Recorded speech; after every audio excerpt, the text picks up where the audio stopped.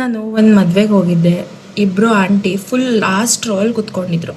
ನಾನು ಕೇಳಿದೆ ಯಾಕೆ ಮುಂದೆ ಬಂದು ಕುತ್ಕೊಳ್ಳಿ ಅಂತ. ಮತ್ತು ಅಕ್ಷತೆ ಏನೂ ತೊಗೊಂಡಿಲ್ಲ ಅವರು, ಯಾಕಂದರೆ ನಾವು ಬ್ಲೆಸ್ ಮಾಡಲ್ಲ, ನಾವು ಆಶೀರ್ವಾದ ಮಾಡಲ್ಲ ಅಂತ.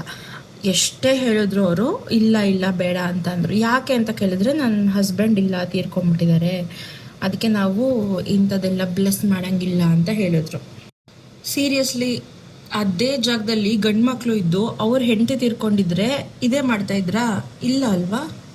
ಮಕ್ಕಳಿಗೆ ಎಷ್ಟು ಎಷ್ಟು ಬ್ಯಾಡ್ ಫೀಲ್ ಬರೆಸ್ತಾರೆ ಅಂದರೆ, ಅವ್ರ ಗಂಡ ಇಲ್ಲ ಅಂತ ಅವ್ರು ಯಾವುದೇ ಫಂಕ್ಷನ್ಸಿಗೆ ಬಂದರೂ ಅವ್ರು ಯಾರಿಗೂ ಬ್ಲೆಸ್ ಮಾಡೋಂಗಿಲ್ಲ, ಯಾಕಂದರೆ ಅವ್ರ ಗಂಡ ಇಲ್ಲ ಅಂತ.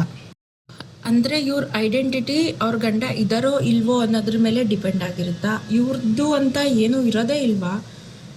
ಎಷ್ಟು ಡಿಸ್ಕ್ರಿಮಿನೇಷನ್ ಮಾಡ್ತಾ ಇದ್ದಾರೆ ಹೆಣ್ಮಕ್ಳಿಗೆ ಇವಾಗೂ ಅಂದರೆ ನಾವು ನಂಬಕ್ಕೆ ಆಗಲ್ಲ. ಇದು 2026, ಬಟ್ ನಾವು 2026ಅಲ್ಲಿ ಇಲ್ಲ, ನಾವಿನ್ನು 1980s 1880s ಇದ್ದೀವಿ ಅಂತ ನನಗೆ ಅನಿಸ್ತಾ ಇದೆ.